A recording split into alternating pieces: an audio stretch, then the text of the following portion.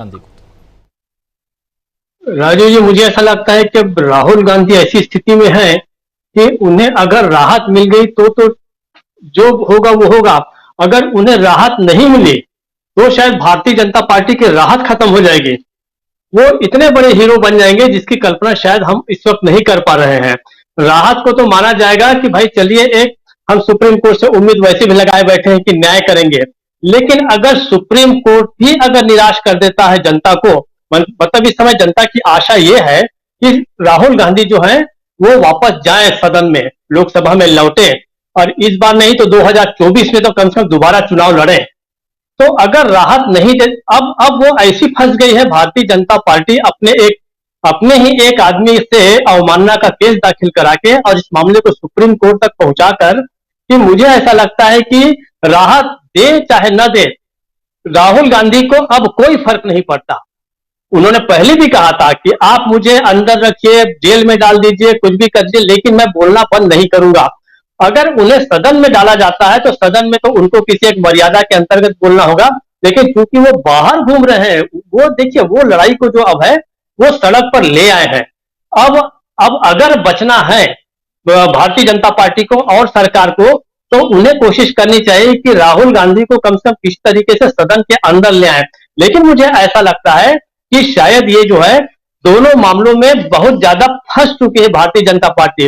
राहुल गांधी आजाद है, राहुल गांधी हर स्थिति में आजाद है। आप चाहे उन्हें सजा दीजिए चाहे मत दीजिए, वो तो मान के निकल चुके हैं वहां से कि अब शायद मैं वहां पे वापस नहीं लौटूंगा, और उन्होंने पहले ही कह दिया है कि मैं जहां भी रहूं आवाज को आप मेरी दबा नहीं सकते। राजू जी, तो मुझे ऐसा लगता है कि विपक्ष जो है उसको उसको हर स्थिति में फायदा होगा। जैसे कई बार ऐसा होता है चेस के गेम में, आप देखिए कि एक हारा हुआ राजा जो होता है वो कोई भी चाल चले वो लगातार फंस जाता है। मुझे लगता है कि भारतीय जनता पार्टी राहुल गांधी को लेकर कुल जमा फंस गई है, और वो ये मनाती रहेगी कि ये केस आगे खिसकता रहे, आगे खिसकता रहे, और किसी तरीके से 2024 का समय भी निकल जाए ताकि उसके ऊपर ये भी आरोप न लगे। अब सुप्रीम कोर्ट के ऊपर सब कुछ आशा लोगों की है, और उम्मीद सब लोग ये लगा रहे हैं कि जो भी होगा न्याय होगा।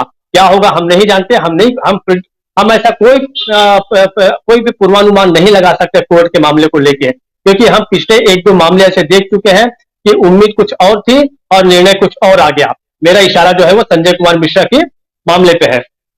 एक बात मैं और बोलना चाहता था राजू जी, ये जो नूह का जो मामला है, मेवात का जो मामला है, देखिए आपको याद होगा 2005 में सच्चर कमेटी बनी थी, राजेंद्र पूर्व जस्टिस थे दिल्ली हाईकोर्ट के राजेंद्र सच्चर, उन्होंने एक रिपोर्ट पेश की थी 2006 में यूपीए गवर्नमेंट के दौरान। उस समय बताया गया था कि पूरे देश में जो सबसे गरीब 90 जिले हैं, 90 जिले, उसमें एक मेवात भी है, और उसमें ज्यादातर ऐसे जिले हैं जिसमें मुस्लिम जो है वो बहुसंख्यक हैं। फिर उसके बाद हुआ ये कि 2017 में एक और अल्पसंख्यक जो मामलों के जो मंत्रालय है, उसने पूरे देश के 20 जिलों की फिर से एक रिपोर्ट तैयार की थी, वहां की आर्थिक स्थिति को लेकर आर्थिक सामाजिक स्टडी कराई थी, और विशेषकर जो सस्टेनेबल डेवलपमेंट गोल जो होते हैं एसडीजीज के जो 18 मानक हैं, उन 18 मानकों के अनुरूप उसकी स्थिति देखने के लिए पूरे देश के 20 जिलों के गरीब जिलों के का एक सर्वे हुआ था। उसमें राजीव जी 11 जो जिले थे ऐसे जिले थे जिसमें मुस्लिम जो है वो बड़ी तादाद में थे, ज्यादा तादाद में थे, और उस समय भी जो नूह है मेवात का जो जिला है वो सबसे गरीब था।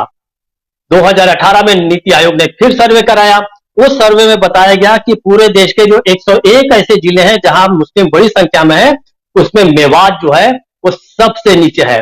जो 18 जो मानक जो है सूचकांक जो है विकास के, उसमें सब में पिछड़ा हुआ है मेवात, और मेवात उस जिले से लगता है, गुरुग्राम से लगता है, जहां पर देश की सर्वाधिक आय में से वो तीसरे नंबर पर है।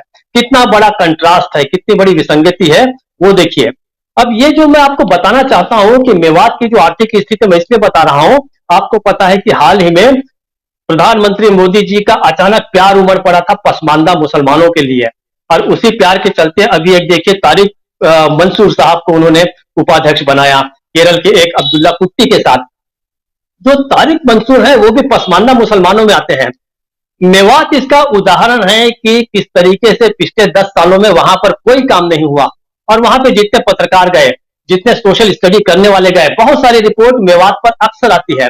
सोशलॉजी वालों का एक बहुत ही प्रिय विषय है, खासकर दिल्ली में पढ़ने वाले बच्चों का, कि वो ये भी बता देते हैं कि भाई देखिए हमारा गरीबों के प्रति कितना अनुराग है, और वे अक्सर सर्वे करने के लिए मेवात चले जाते हैं।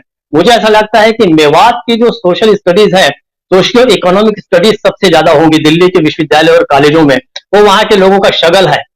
तो वहां पर उनकी जितनी भी रिपोर्ट आई है उसमें एक बात जो है वो सबसे उभर कर आई है, वो आई है कि पॉलिटिकल जो विल है वो हमेशा मेवात के साथ कभी नहीं रही है। किसी भी सरकार ने नहीं चाहा कि मेवात जो है वो वास्तव में वो विकसित हो। हरियाणा ने खूब विकास किया, हमें पता है कि अब वो पंजाब का मुकाबला करने लगा, लेकिन उसका सबसे जो गरीब इलाका है वो आज भी मेवात है। तो ये अपने आप में भारतीय जनता पार्टी के इस चेहरे को बेनकाब करता है कि एक तरफ आप पसमानदा मुसलमानों की बड़ी बड़ी बातें कर रहे हैं, और मेवात के जो मुसलमान हैं उससे ज्यादा पसमानदा मुसलमान पूरे भारत में कोई नहीं है। ये बात जो है मुसलमानों को भी सामने लाने की जरूरत है, और ये बताया जाना चाहिए कि इनका जो मुसलमानों के प्रति प्रेम है वो कितना खोखला है, कितना कृत्रिम है।